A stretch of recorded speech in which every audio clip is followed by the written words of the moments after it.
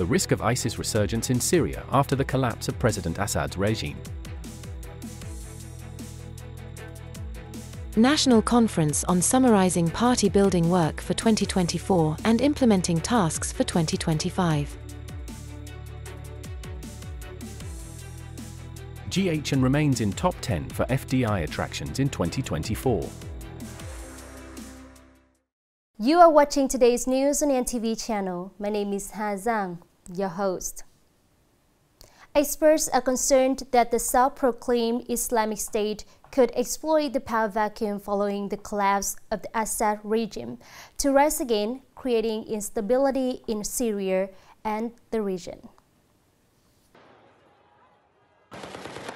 In an article published in the New York Times on December 15th, Charles Lister, director of the Syria and Counterterrorism Program at the Middle East Institute, noted that the sudden collapse of the Assad regime after 53 years in power has raised hopes for a new future. However, a sense of fear has also increased in northeast Syria, where ISIS once controlled vast territories. ISIS has conducted nearly 700 attacks in Syria since January, a threefold increase compared to last year. The sophistication and danger of ISIS attacks have also surged this year. In addition to the months-long assault on Syria's oil industry, the group's notorious extortion network has also resumed operations.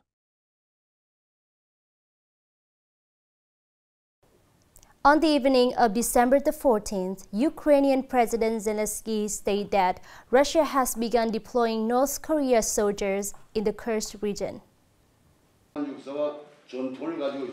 According to Zelensky, Russia has started using North Korean soldiers to attack Ukrainian positions in the Kursk area. He has preliminary evidence that Russian forces have begun employing a significant number of North Korean troops in their attacks. Russia is integrating North Korean soldiers into combined units and using them in operations in the Kursk region. Zelensky noted that North Korean forces may also be deployed in other areas along the front line, and casualties among this group are significant.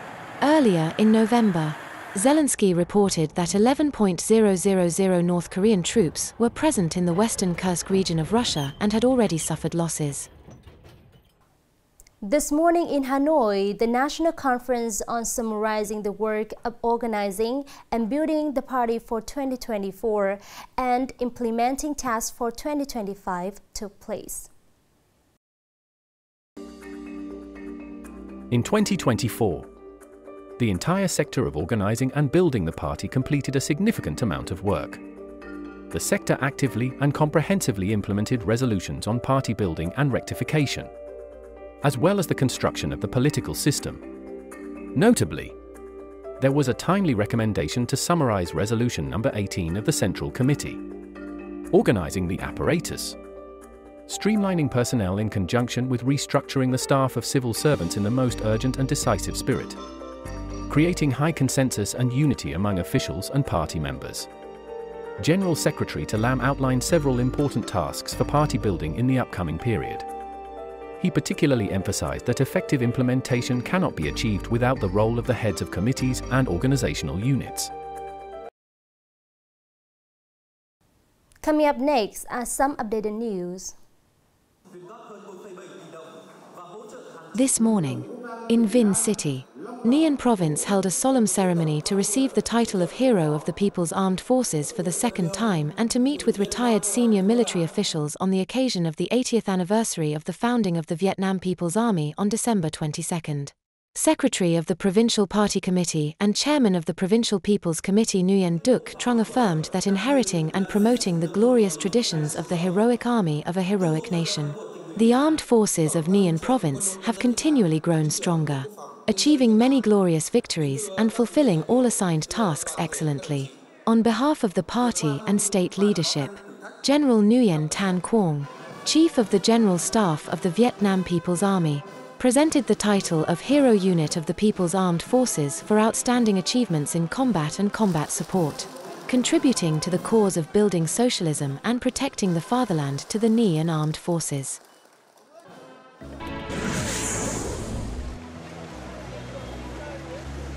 Google has just released its Year in Search 2024 list.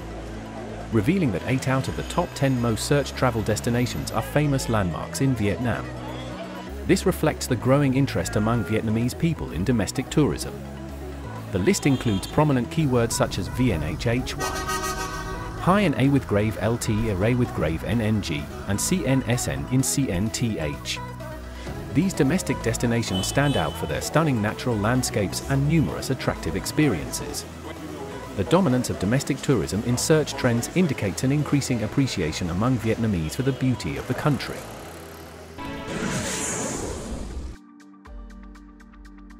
As 2024 draws to a close, the real estate market in Nghệ An is showing encouraging signs of recovery.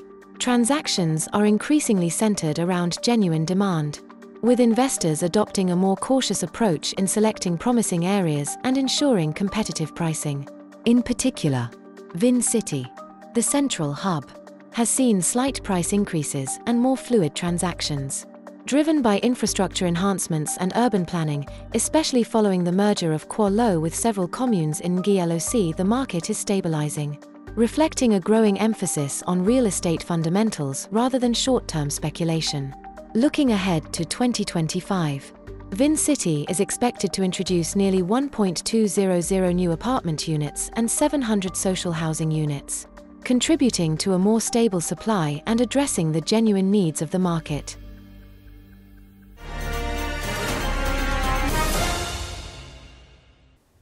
Moving on to today's story. As of November 2024, Nghệ An province has attracted 148 foreign direct investment projects, with registered capital exceeding $5.4 billion from 40 countries. The presence of major corporations has positioned Nghệ An among the top 10 provinces in Vietnam for FDI attraction in 2022, 2023, and 2024. The Southeast Economic Zone has already secured over $4.1 billion in FDI, surpassing the 2021-2025 target of $3 billion to $3.5 billion. Nghệ An is emerging as a bright spot in nationwide FDI attraction, thanks to its effective investment strategy.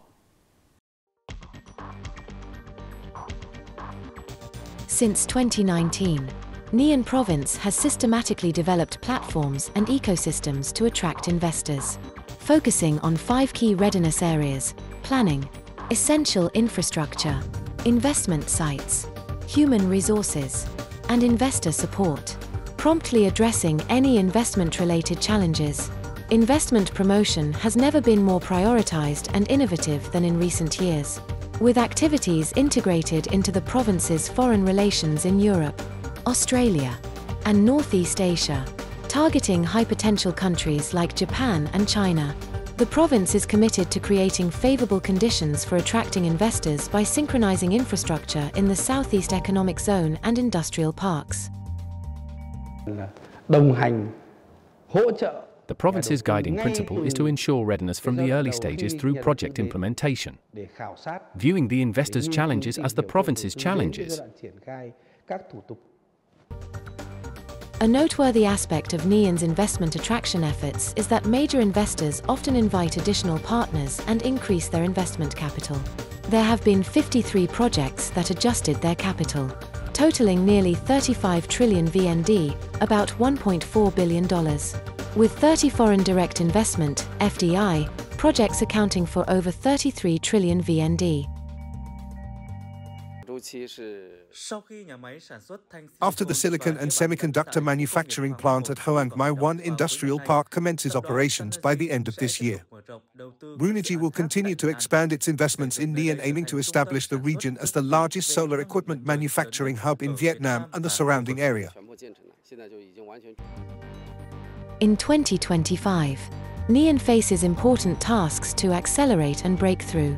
Attracting FDI is a crucial resource that will help shift the economic structure, develop various sectors, and boost imports and exports, providing the means for localities to achieve their development goals. It's time to say goodbye. Thank you for watching and hope to see you next time.